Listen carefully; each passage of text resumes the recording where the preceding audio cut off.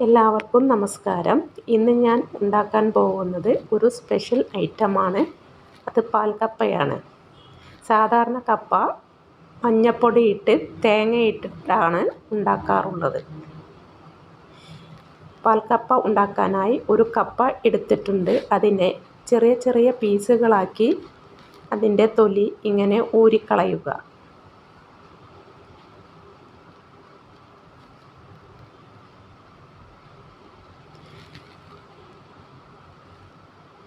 നന്നാക്കിയ കപ്പയെ ചെറിയ ചെറിയ പീസുകളാക്കി ഇങ്ങനെ മുറിക്കുക.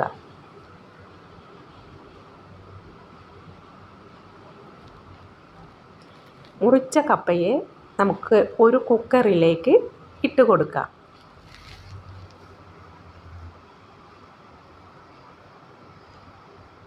പാകത്തിന് വെള്ളമൊഴിച്ച് ഉപ്പിടാതെ 2-3 വിസിൽ അടുപ്പിക്കുക.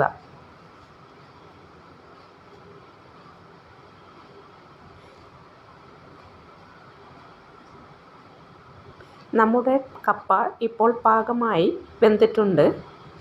ഇനി അതിനെ ഒരു അരിപ്പയിലേക്ക് ഊറ്റിയെടുക്കാം.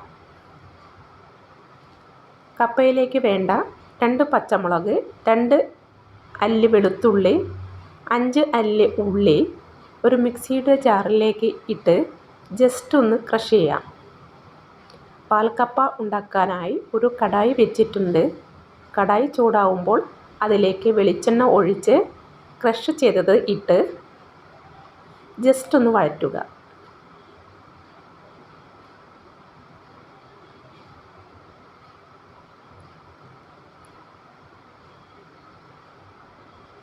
ഊറ്റി വെച്ച കപ്പ ഇട്ട് കൊടുത്ത് പാകത്തിന് ഉപ്പും ഇട്ട്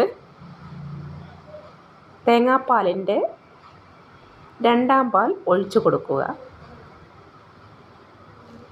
ഒരു തവി ഉപയോഗിച്ച് കപ്പയെ ഇങ്ങനെ ഉടയ്ക്കുക.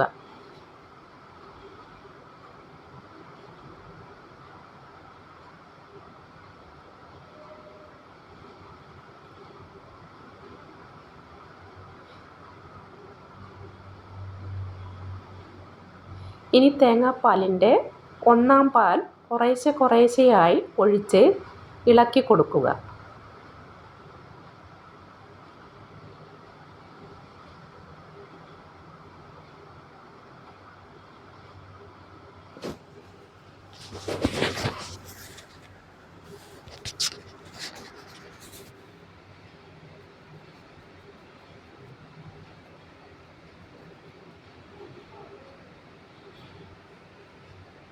ഇനി കടുക് പൊട്ടിക്കാനായി ഒരു പാൻ വെച്ചിട്ടുണ്ട്.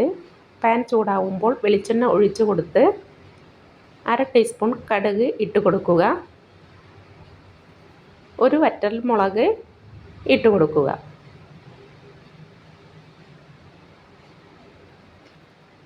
അതിനുശേഷം 5 അല്ലി ഉള്ളി അരിഞ്ഞത് ഇട്ട് കൊടുത്ത് വഴറ്റുക.